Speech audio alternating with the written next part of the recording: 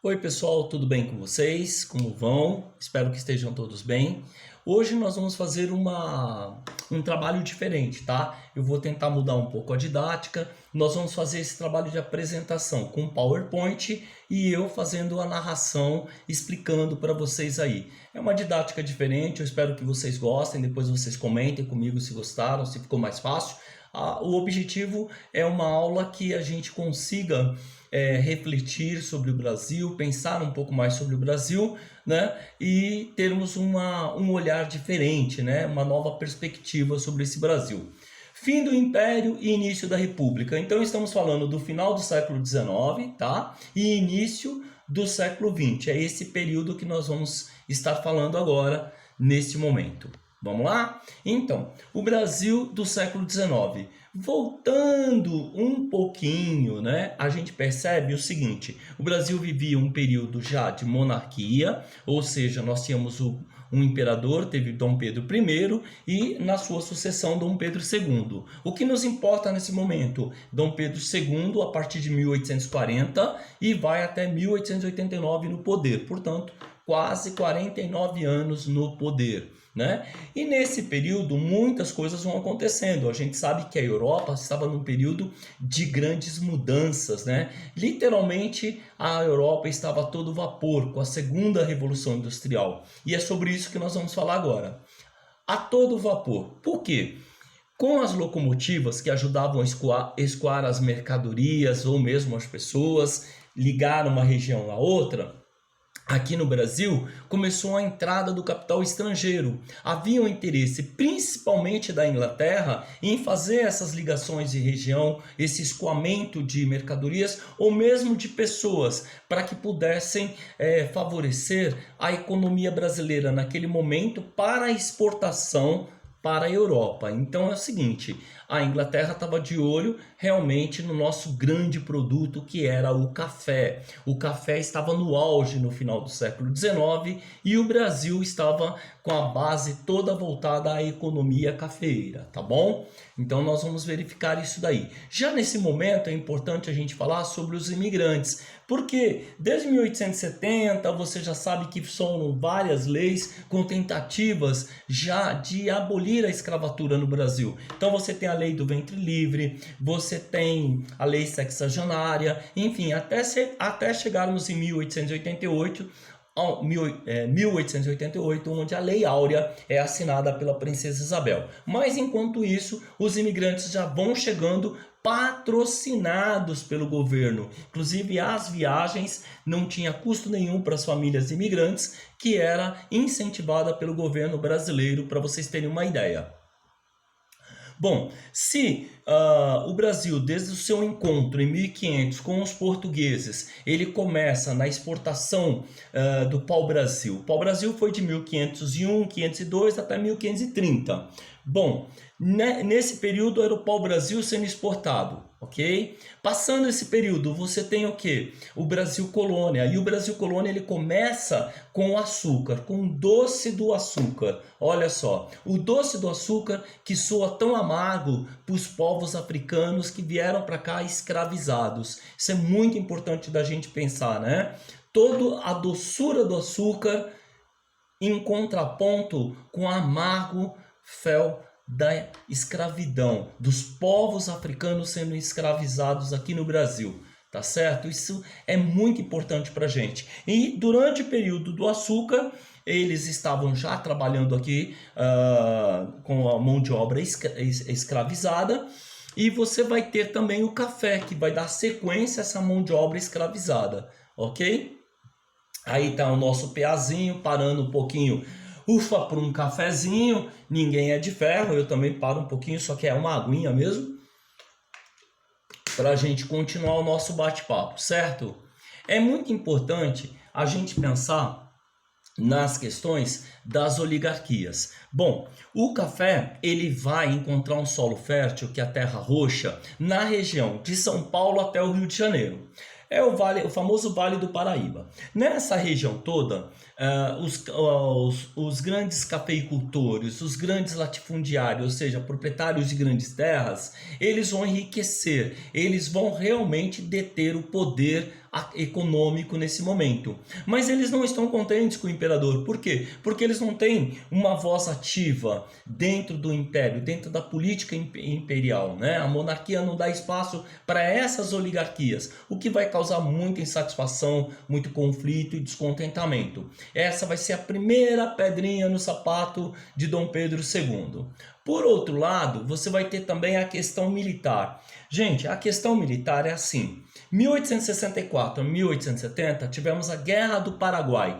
E é lógico, o exército brasileiro, eu não vou dizer que venceu, viu gente? Porque eu acho que numa guerra, eu não gosto de usar o termo vencedor. Eu acho que quem perdeu menos ou quem perdeu mais. Eu acho que é assim que se avalia uma guerra. Porque uma guerra ela é feita de perdas, não há um vencedor. Mas, historicamente, o Brasil perdeu menos, né? Entre aspas, o Brasil se deu bem, entre aspas. Então, vencedor, então, na Guerra do Paraguai, o que vai acontecer? O exército brasileiro não vai ter uma representatividade dentro da monarquia. Dom Pedro não vai dar espaço para o exército, para os militares. Isso vai causar, dentro da ala militar, um descontentamento muito grande. Por outro lado, ao contrário, vai ter até um intervencionismo em questões militares que vão ser resolvidas aí pela intervenção de Dom Pedro II. Mais um descontentamento aí. Já tivemos as oligarquias, agora temos também a questão militar. Um terceiro problema, que é um problema que já havia há muito tempo, é a questão do escravismo. Gente, vamos pensar da seguinte forma: haviam 10 milhões de africanos que foram escravizados para a América. 10 milhões, cerca de 10 milhões de africanos vieram para a América. Vejam, desses 10 milhões, 4 milhões e 800 mil vieram para o Brasil. Ou seja, quase 50% dos povos escravizados da África vieram para o Brasil. Para vocês terem uma ideia, o Brasil tem um triste recorde, o triste título de ser o último país a abolir seus escravos, a abolir o povo africano, até melhor para a gente se entender melhor. O Brasil, hoje, ele tem aproximadamente 54 a 55% da sua população que se identifica como pardos e negros. Fora a Nigéria, o Brasil é o país com a maior quantidade de negros no mundo. Essas estatísticas são atuais, pessoal, muito atual. E falar do café, falar da cana-de-açúcar e não falar desse povo que tanto deu seu suor, seu trabalho, sua cultura, trouxe tudo isso para cá, né? Eu acho que é inevitável a gente cair nessa questão, tá bom? A República, o golpe da República, ele é dado no dia 15 de novembro de 1889, um ano depois da abolição da escravatura, ou seja, da libertação dos povos escravizados no Brasil. Então, assim, para você ter uma ideia, a questão do povo africano no Brasil foi uma questão muito delicada, muito difícil. Antes da abolição da Lei Áurea, você tem aí a Lei do Ventre Livre, do Sexagenário, movimentos sociais abolicionistas tentando, mas enfrentando uma grande resistência também. Isso é importante a gente deixar claro. Olha só, eu aproveitei a brecha para... Não é sociologia, hein, pessoal? Mas para falar um pouquinho, vidas negras importam. É verdade. A gente está acompanhando aí e as coisas não estão muito bem pro lado da tolerância, da questão racial. Não só no Brasil, mas também nos Estados Unidos e outros países do mundo, né? Eu acho que a gente precisa andar para frente, não para trás, né? E o Piazinho tá mostrando aí pra gente, ó, vidas negras importam. Importam sim, importam muito. São vidas. Acima de tudo são vidas, tá? Bom, vamos lá. E aí? Com o número que acabamos de ver aí, a abolição dos escravos no Brasil foi duramente criticada pelos fazendeiros. Por quê? Os fazendeiros tinham os escravos como sua segunda mercadoria. Primeiro é o café, segundo eram os povos escravizados. Então, peraí, ter que liberar a sua mão de obra... Como assim? E agora ter que contratar essa mesma pessoa que trabalhava como uma mão de obra escravocrata agora vai ter que ter um salário, vai ser um trabalhador? Não, eles não vão acatar. Ao contrário, eles vão pressionar inclusive o imperador para que os indenize por conta da abolição dos povos escravizados. Vejam, isso é uma complicação, isso eu diria que é uma inversão de valores, né? Mas aconteceu aqui no Brasil. Felizmente, não foram reembolsados, até porque ninguém é de ninguém, ninguém é dono de ninguém, e um ser humano não é uma mercadoria, né? Eu penso que a gente tem que ter isso já muito definido, né? Bom, com isso, as oligarquias, os fazendeiros, cafeicultores preferiram contratar as famílias imigrantes que vinham da Itália, vinham de Portugal, né? Vinham de toda a Europa aqui para o Brasil, tá bom? Vamos lá. Bom, agora vem a questão religiosa. Eu tinha falado da questão militar, eu já tinha falado da questão das oligarquias, agora a questão religiosa. Veja bem, aqui no Brasil, o Dom Pedro II ele intervinha tanto no exército, tanto na questão econômica das oligarquias, como também nas questões da igreja. Ele intervia muito, e isso causava um desconforto ao clero, né? E o Papa já havia feito uma recomendação, uma orientação, aliás não, uma determinação, que as pessoas os maçons, a maçonaria não poderia participar das missas, eram impedidos de entrar na igreja para a missa. Veja, isso foi aplicado aqui no Brasil, e automaticamente muitos amigos, muitas pessoas influentes de Dom Pedro II eram maçons, reclamaram, e ele pediu então que prendesse os bispos, os padres que estavam impedindo que os maçons assistissem às missas. Vejam, isso deu um problema, uma discussão, uma celeuma danada. E olha, posso dizer uma coisa para vocês? Muitos bispos, muitos padres foram presos. Depois Dom Pedro tentou voltar atrás para arrumar a situação e o remediado está. A única coisa que eu sei dizer para vocês é que ele já estava com o filme queimado com a questão das oligarquias, com a questão militar e agora com a questão religiosa também. Então as coisas não estavam indo muito bem. Conflitos com a monarquia. Você tem conflitos, como eu disse agora, das oligarquias, dos militares e com a igreja. Bom, coitado do imperador, né, gente? Só rezando. E tá aí o PAzinho rezando um pouquinho para ver se acalma a situação, mas nada disso, gente. Esse período de efervescência continua. E aí vem o golpe da República. O golpe da República. A República não foi um movimento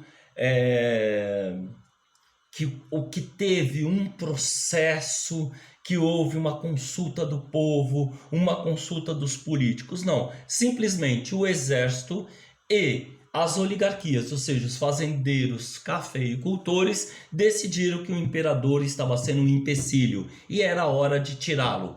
E houve o golpe. Veja bem, eu gosto muito do José Murilo de Carvalho, eu já falei para vocês, é um grande autor, e ele fala que o Aristides Lobo, um político da época, uma pessoa influente da época, né, disse que o povo viu aqueles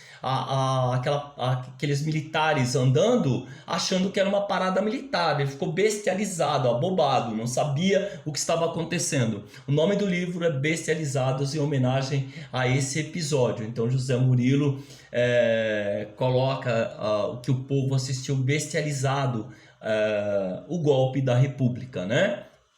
Bom, o grande erro para esse autor, José Murilo de Carvalho, e eu também acredito muito nisso, né, é o seguinte: o grande erro é que o povo não foi convidado para a República. Vejam, mas se República quer dizer res é coisa pública do povo, então é uma coisa pública, portanto tem que ter a participação do povo. Óbvio, não. O povo não foi integrado, não foi inteirado desta situação. Foi uma questão militar, uma questão das elites, das oligarquias, né? O povo não foi convidado. Tem aquela música do Cazuza, fala assim: não me convidaram para esta festa pobre e os homens armaram para me convencer. Já sei, parar de cantar, tudo bem? Bom, é bem isso mesmo, né? Percebem? Bom, pessoal, A Primeira República, que foi um grande golpe, não poderia começar diferente a não ser com militares no poder. Brasil, militares no poder. Brasil, militares no poder. Vai dar ruim isso, hein? Bom, enfim, Marechal Deodoro senta lá e começa a República da Espada, de 1891 até 1894. Claro que Marechal começa a tomar algumas atitudes que não agradam às oligarquias, não agrada também a todas as outras pessoas, e aí a igreja, a monarquia, a igreja, as oligarquias se unem. Ele é deposto, destituído, e no lugar dele vai ficar o vice. O vice, quem é o vice? Marechal Floriano Peixoto. É isso aí, pessoal. Nossos 2 primeiros presidentes foram marechal, foram do Exército. Então, esse período de 1889 até 1894 é conhecido como a República da Espada, né?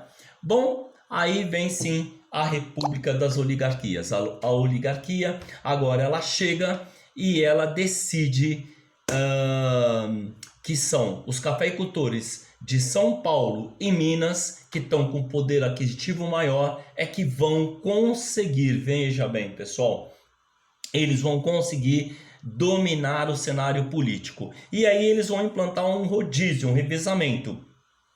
4 anos um paulista, sai o presidente paulista e entra o presidente mineiro. E assim sucessivamente. Gente, esse período é também conhecido como República das Oligarquias ou República do Café com Leite. O primeiro presidente civil foi o Prudente de Moraes, um paulistano, que seguiu de um mineiro, e assim começa o rodízio até 1930. Em 1930, o paulista Washington Luiz resolve, ao invés de apoiar um mineiro, que é o Antônio Carlos, que seria o rodízio, vai e apoia um outro paulista, o Júlio Prestes. Bom, aí vai dar um rolo danado e acaba então em 1930 a República Café com Leite. Mas isso é uma outra história, isso não é o que a gente vai ver agora no momento. No momento nós vamos ver o seguinte: a República e os movimentos de resistência. Gente, eu quero que vocês saibam o seguinte: eu estou preparando já o próximo vídeo para a gente entender que o povo inicialmente, que ficou bestializado e não entendeu o que estava acontecendo e era o golpe da República, agora o povo vai às ruas. Então, longe daquele estereótipo de que o Brasil é um país pacífico, que o povo brasileiro não está nem aí, nada disso, gente.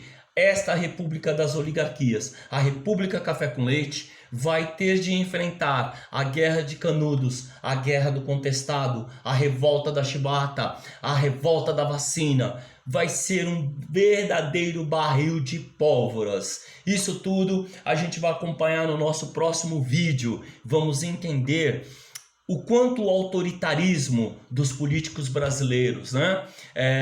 Ele se sobressai, ele age com uma mão de ferro na população.